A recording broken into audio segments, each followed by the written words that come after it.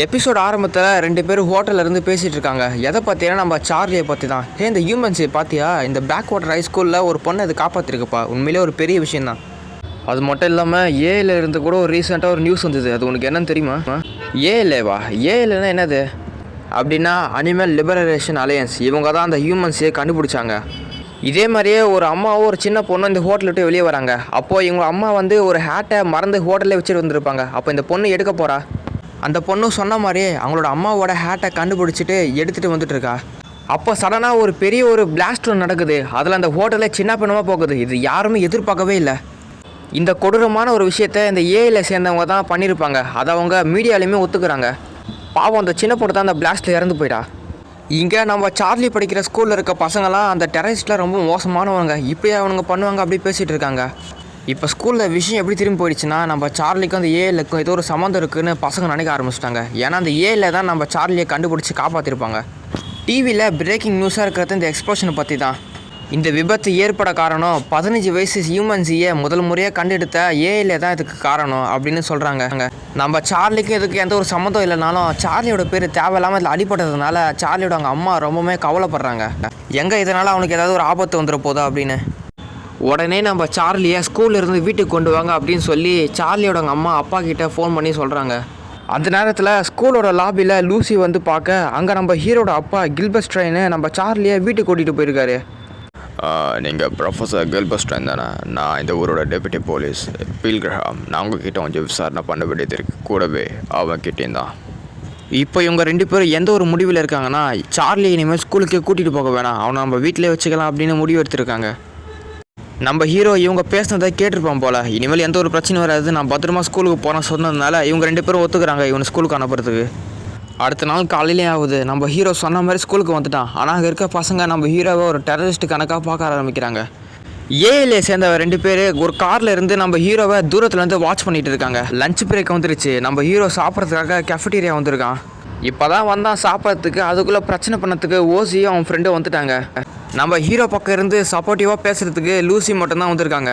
இவனுக்கு 2 பேரும் என்ன சொல்ல வரானுங்கன்னா, டிவியில் பார்த்தல அந்த ஏஐல பிளாஸ்ட்டில் ஒரு சின்ன பொண்ணு இறந்து போயிட்டா. இத்தனைக்கும் அவங்க வீகன் ஆக்டிவிஸ்ட்டாக இருக்காங்க. நீ வேற அன்னைக்கு என்கிட்ட நான் ஒரு வீகன் அப்படின்னு சொன்னேன். எங்களுக்கு என்னவோ உனக்கும் அவனுக்கும் ஏதோ சம்மந்தம் இருக்குமோ தோணுது. அது மட்டும் இல்லாமல் அவங்க பண்ணுறதெல்லாம் சரியான நீயே சொல்லு அப்படின்னு சொல்கிறானுங்க. லூசி அதுக்கு நம்ம இவங்க பேச்செல்லாம் கண்டுக்க வேணாம், நம்ம இந்த இடத்த விட்டு வெளியே போகலாம், அப்போ தான் இவனுங்க நம்மளை தொந்தரவு பண்ணாமல் இருப்பாங்க. அப்போ அந்த இடத்துக்கு இன்னொரு புதுசாக ஒருத்தர் வராரு. இவர் பேர் கேரி. இவர் வந்து ஒரு சிம்பாந்தியஸரான். இவர் அவங்க 2 பேரும் முட்டாளுங்க. அவங்க பேச்சில் நீங்கள் கண்டுக்காதீங்க, நீங்கள் இந்த இடத்த விட்டு போகிறது தான் இப்போதைக்கு சரி, நானும் கிளம்புறேன் பாய் அப்படின்னு சொல்லிட்டு இவரும் கிளம்பி போகிறாரு. ஆனால் இப்போ வந்து பேசிட்டு போனது லூசிக்கும் யாருன்னு தெரியல, நம்ம ஹீரோக்கும் யாருன்னு தெரியல. ஆனால் இப்போ வந்துட்டு போனவனோட ஃபோனை பார்த்தா அந்த ஏஎல்ஏவோட வால்பேப்பர் அவன் ஃபோனில் வச்சுருக்கான். அதுக்கப்புறமா இவங்க 2 பேரும் ஒரு அமைதியான ஒரு காட்டு பகுதிக்கு வந்திருக்காங்க. லூசி ஸ்ட்ரெஸ்ஃபுல்லாக இருக்கும்போது இந்த இடத்துக்கு வந்து தான் கொஞ்சம் ஃப்ரீயாக இருப்பாங்களா, அதனால் நம்ம ஹீரோவையும் இந்த இடத்துக்கு கூட்டிகிட்டு வந்திருப்பாங்க. இவங்க நம்ம சார்லி கிட்ட, நீ கொஞ்ச நாளைக்கு இந்த ஊரில் இருக்காத, நீ சிட்டி சைடு போயிடு, இங்கே இருக்கிறவங்களாம் இந்த மாதிரி தான் வெறுப்போடு தான் இருப்பாங்க, எல்லா பிரச்சனையும் முடிஞ்ச பிறகு மறுபடியும் நீங்கள் வா. அது மட்டும் இல்லாமல் இங்கே இருக்கிறவங்களாம் ஒரு எறும்பு காலனி மாதிரி, கொஞ்சம் கூட அறிவே இல்லாதவங்க அப்படின்னு சொல்கிறாங்க. பக்கத்தில் இருக்க நம்ம ஹீரோவோ அவன் காலு கீழே நிறைய எறும்பு போயிட்டு இருக்கு. அதை பார்த்து அவன் ஃபிலாசபிக்கலாக ஒன்று சொல்கிறான். லூசி, நீ எல்லாத்தையுமே தூரத்துலேருந்து தான் பார்த்துட்டு இருக்க, எல்லாமே தூரத்துலேருந்து பார்க்கும்போது தப்பாக தான் தெரியும், ஆனால் அதுக்குள்ளே இருந்து நீ பாரு, எல்லாமே சரியாக இருக்கும். நீ எறும்புகளை பற்றி சொன்னல, அதெல்லாம் முட்டாள்தனமானதுன்னு. நீ எறும்புகளை ஒரு பக்கத்துலேருந்து வாட்ச் பண்ணிப்பார், அப்போ தான் உனக்கு புரியும். அதுவுமே நம்ம ஹியூமன் சொசைட்டி மாதிரி தான், அதுங்களும் ஒரு காலனியாக கூட்டமாக தான் வாழும். அதுக்குள்ளேயுமே நிறைய பிரச்சனைகள் இருக்கும், சண்டை போடுங்க, சிலதுங்க வேலையை பார்க்காதுங்க, சிலதுங்க அதிகமாக வேலை பார்க்குங்க. எதுவாக இருந்தாலும் கொஞ்சம் தூரத்தில் கிட்ட இருந்து பாரு, அப்போ தான் உனக்கு எல்லாமே தெரிய வரும் அப்படின்னு சொல்கிறான். இதெல்லாம் லூசி பொறுமையாக கேட்டுட்டு சிரிக்க ஆரம்பிக்கிறாங்க. என்னடா நீ இப்படிலாம் பேசுகிற அப்படின்னு. சரி, உன்னோட சோஷியல் மீடியா ஐடி கொடு, நம்ம 2 பேரும் சேட்டிங் பண்ணிக்கலாம் அப்படின்னு சொல்லி 2 பேரும் ஐடியா ஷேர் பண்ணிக்கிறாங்க.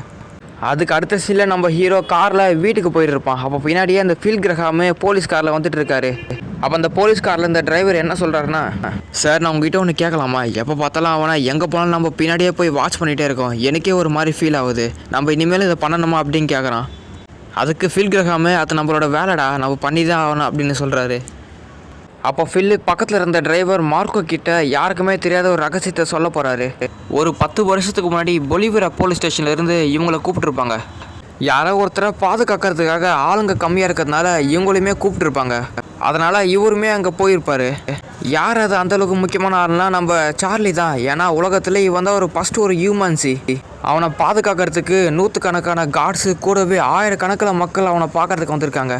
சிட்டி போல்னு ஒரு இடத்துல நம்ம சார்லியே ஒரு பாதுகாப்புக்காக ப்ரொடெக்ஷன் வச்சுருப்பாங்க. அதுக்கு வெளியே செக்யூரிட்டிக்காக நம்ம ஃபில் கிரஹாம் இருந்திருப்பார்.